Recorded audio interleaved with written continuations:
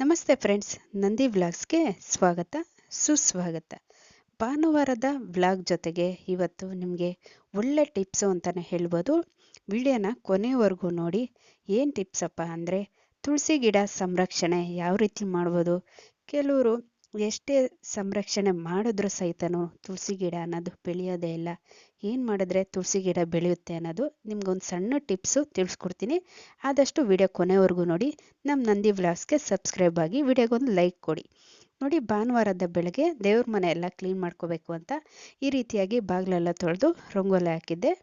ಸಿಂಪಲ್ಲಾಗಿ ಹಾಕೋದು ಕಣ್ರಿ. ನಾನು ಯಾವಾಗ್ಲೂ ಸಿಂಪಲ್ಲಾಗಿ ಹಾಕ್ತೀನಿ, ಹಬ್ಬಗಳ ದಿವಸ ಗ್ರ್ಯಾಂಡಾಗಿ ಹಾಕ್ಕೊತೀನಿ. ಹಾಗೆ ಎಲ್ಲ ರಂಗೋಲಿ ಎಲ್ಲ ಹಾಕಿದ್ದು ಬಂದಾದಮೇಲೆ ಈ ರೀತಿಯಾಗಿ ರಾತ್ರಿಯೇ ಡ್ರೈ ಫ್ರೂಟ್ಸು ನೆನೆಸಿಟ್ಕೊಂಡಿರ್ತೀನಿ.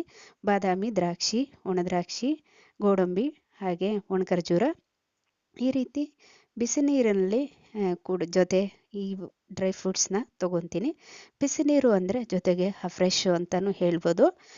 ಫ್ರೆಶ್ ಜೊತೆಗೆ ನಾನು ನಮ್ಮ ಮನೆಯವರು ಡ್ರೈ ಫ್ರೂಟ್ಸ್ ತೊಗೊಂಡು ಫ್ರೆಶ್ ಕುಡಿತೀವಿ. ಬೆಳಗ್ಗೆ ಅಭ್ಯಾಸ ಕಣ್ರಿ ನಮಗೆ ಬಿಸಿ ನೀರು ಕುಡಿಯೋದು. ಹಾಗೆ ತಿಂಡಿ ಮಾಡ್ಕೊಳೋಣ ಅಂತ ದೋಸೆ ಹಿಟ್ಟಿಗೆ ನೆನೆ ಹಾಕಿದ್ದೆ. ದೋಸೆಗೆ ಪಲ್ಯ ಬೇಕಲ್ವ, ಹಾಗೆ ಪಲ್ಯದ ಜೊತೆ ಈ ಸೀಸನಲ್ಲಿ ಬೇಳೆ ಪಾಯಸ ಚೆನ್ನಾಗಿರುತ್ತೆ ಅಂತ ಅಂದ್ಬಿಟ್ಟು ಸ್ವಲ್ಪ ಬೇಳೆ ಎತ್ತಿಟ್ಕೊಂಡು ಈ ರೀತಿಯಾಗಿ ಸ್ವಲ್ಪ ಒಂದು 10 ನಿಮಿಷ ಬೇಯಿಸ್ಕೊಂಡ್ರೆ ಸಾಕು.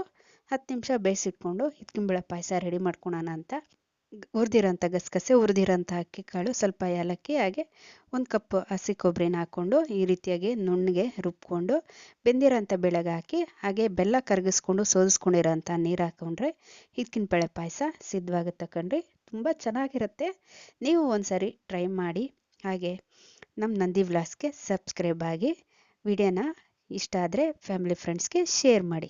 ಹಾಗೆ ಪಲ್ಯಕ್ಕೆ ಒಗ್ಗರಣೆ ಇಟ್ಕೊಳೋಣ ಅಂತ ಎಣ್ಣೆ ಹಾಕಿದಾದ್ಮೇಲೆ ಸಾಸಿವೆ ಹಾಕಿ, ಸಾಸಿವೆ ಸಿಡಿದ ನಂತರ ಕಡಲೆಬೇಳೆ ಇಷ್ಟ ಆದರೆ ಸೇರಿಸಿ, ಇಲ್ಲಾಂದರೆ ಬೇಡ. ಈರುಳ್ಳಿ, ಮೆಣಸಿನ್ಕಾಯಿ ಹಾಕ್ಕೊಂಡು ಈ ರೀತಿಯಾಗಿ ಫ್ರೈ ಮಾಡಿಕೊಂಡ್ರೆ ಆಗುತ್ತೆ ಕಣ್ರಿ. ಫ್ರೈ ಆದಮೇಲೆ ಸ್ವಲ್ಪ ಉಪ್ಪು ಹಾಗೆ ಸ್ವಲ್ಪ ಅರಿಶಿನ ಹಾಕ್ಕೊಂಡು ಸೇರಿಸ್ಕೊಂಡು ಮಿಕ್ಸ್ ಮಾಡಿಕೊಂಡು ಬೇಯಿಸಿಟ್ಕೊಂಡಿರೋ ಆಲೂಗಡ್ಡೆನ, ಸಿಪ್ಪೆ ಬಿಡಿಸಿಟ್ಕೊಂಡಿರೋ ಆಲೂಗಡ್ಡೆನ ಈ ಥರ ಮ್ಯಾಶ್ ಮಾಡಿಕೊಂಡು ಒಗ್ಗರಣೆಗೆ ಸೇರಿಸ್ಕೊಂಡು ಮಿಕ್ಸ್ ಮಾಡಿಕೊಂಡ್ರೆ ಪಲ್ಯ ಸಿದ್ಧವಾಗುತ್ತೆ. ಸ್ವಲ್ಪ ಕೊನೆಯಲ್ಲಿ ಕೊತ್ತಂಬರಿ ಸೊಪ್ಪು ಹಾಕ್ಕೊಂಡು ಮಿಕ್ಸ್ ಮಾಡಿಕೊಂಡ್ರೆ ಆಯಿತು ಕಣ್ರಿ. ಹಾಗೆ ತಿಂಡಿ ಎಲ್ಲ ಮಾಡಿಟ್ಟಿದ್ದಾದಮೇಲೆ ದೇವ್ರ ಪೂಜೆ ಮಾಡೋಣ ಅಂತ ಹೂವು ಸ್ವಲ್ಪ ಇದ್ದಿದ್ದ ಕಾರಣಕ್ಕೆ ಈ ಪಾಟಲ್ಲಿ ಪುಡಿ ಹೂವು ಇತ್ತು, ಅದು ಹಾಕಿದ್ದೀನಿ. ಹಾಗೆ ದೇವ್ರ ಮನೆ ಎಲ್ಲ ಡೆಕೋರೇಷನ್ ಮಾಡಿಕೊಂಡು, ಅಂದರೆ ಹೂವು ಎಲ್ಲ ಜೋಡಿಸಿಟ್ಕೊಂಡು ದೇವ್ರ ಸಾಮಾನೆಲ್ಲ ಜೋಡಿಸಿ ಎಲ್ಲ ಈ ರೀತಿಯಾಗಿ ರೆಡಿ ಮಾಡಿದ್ದೆಲ್ಲ ಆದಮೇಲೆ ಪೂಜೆಗೆಲ್ಲ ರೆಡಿ ಮಾಡಿರೋದ್ರಿಂದ ಬೇಗ ಆಯಿತು ಪೂಜೆ. ತಿಂಡಿ ಮಾಡಿಟ್ಟಿದ್ಮೇಲೆ ದೇವ್ರ ದೀಪ ಎಲ್ಲ ಅಂಟಿಸಿದೆ ಕಣ್ರಿ. ದೇವ್ರ ದೀಪ ಅಂಟಿಸಿ ದೇವ್ರ ಪೂಜೆ ಎಲ್ಲ ಮಾಡಿದೆ. ತಿಂಡಿ ಎಲ್ಲ ಮಾಡಿಟ್ಟಿದ್ಮೇಲೆ ಆಯಿತು. 15 ದಿವಸ ಆಗಿತ್ತು. 15 ದಿವಸಕ್ಕೆ ಒಂದ್ಸರಿ ದೇವ್ರ ಮನೆ ಕ್ಲೀನ್ ಮಾಡೋದು ಕಣ್ರಿ ನಾವು.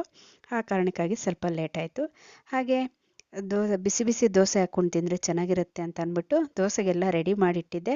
ಹಾಗೆ ಹೆಂಚಿಟ್ಟು ಈ ರೀತಿಯಾಗಿ ದೋಸೆ ಹಾಕ್ಕೊಂಡು ಬೇಳೆ ಪಾಯಸಕ್ಕೆ ಕಾಂಬಿನೇಷನು ದೋಸೆ ತುಂಬ ಚೆನ್ನಾಗಿರುತ್ತೆ ಕಣ್ರಿ. ಟ್ರೈ ಮಾಡಿಲ್ಲ ಅಂದರೆ ನೀವು ಒಂದ್ಸರಿ ಟ್ರೈ ಮಾಡಿ ನೋಡಿ, ತುಂಬ ಚೆನ್ನಾಗಿರುತ್ತೆ. ಪಾಯಸಕ್ಕೆ ಈ ದೋಸೆ ಮತ್ತು ಚಪಾತಿನೂ ಚೆನ್ನಾಗಿರುತ್ತೆ.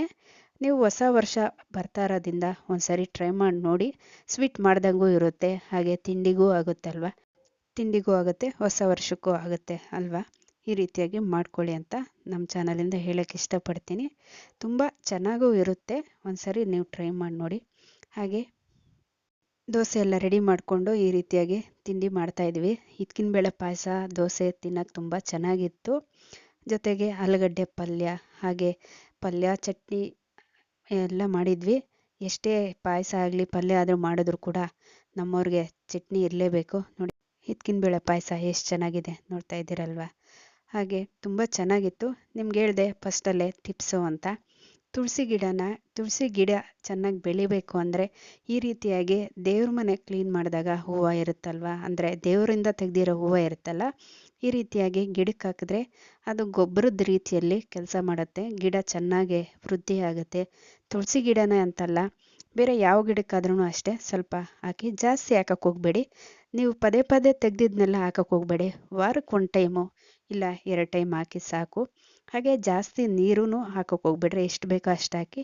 ಮತ್ತು ದೇವ್ರ ಪೂಜೆ ಮಾಡಿದಾಗ ಮಾತ್ರ ತುಳಸಿ ಗಿಡನ ಮುಟ್ಟಬೇಕಾಗತ್ತೆ. ಬೇರೆ ಟೈಮಲ್ಲಿ ಯಾವ ಟೈಮಲ್ಲಿ ಅಂದರೆ ಆ ಟೈಮಲ್ಲಿ ತುಳಸಿ ಗಿಡ ಮುಟ್ಟೋದ್ರಿಂದ ತುಳಸಿ ಗಿಡ ಬೆಳೆಯೋಕ್ಕೆ ಚಾನ್ಸ್ ಇರಲ್ಲ ಕಣ್ರಿ. ತುಳಸಿ ಗಿಡ ದೇವರು ಸಂಕೇತ, ಆ ಕಾರಣಕ್ಕಾಗಿ ಹೇಳ್ತಾ ಇದ್ದೀನಿ. ಹಾಗೆ ಯಾರನ್ನ ಮನೆಯಲ್ಲಿ ಒಬ್ಬರು ಈ ರೀತಿಯಾಗಿ ಸಂರಕ್ಷಣೆ ಮಾಡಿ, ಎಲ್ಲಿ ಮಕ್ಕಳು ಅವರೆಲ್ಲ ಮುಟ್ಟೋದು, ಬೇರೆಯವರೆಲ್ಲ ಮುಟ್ಟೋದು, ಆ ರೀತಿಯಾಗಿ ಇದು ಮಾಡ್ಕೋಬೇಡಿ. ನೀವು ಚೆನ್ನಾಗಿ ಮಡಿಯಿಂದ ಇರಬೇಕು ಕಣ್ರಿ. ತುಳಸಿ ಗಿಡ ಅಂದರೆ ನಾರಾಯಣನ ಸ್ವರೂಪನ ಅಂತ ಹೇಳ್ಬೋದು. ಹಾಗೆ ತುಳಸಿ ಮಾತೆನೂ ಸಹ. ಇದಾಗಿತ್ತು ಇವತ್ತಿನ ವಿಡಿಯೋ. ಇನ್ನೊಂದು ಹೊಸ ವಿಡಿಯೋ ಜೊತೆ ನಿಮ್ಮೊಂದಿಗೆ ಇರ್ತೀನಿ. ವೀಕ್ಷಿಸಿದವರೆಲ್ಲರಿಗೂ ಧನ್ಯವಾದಗಳು.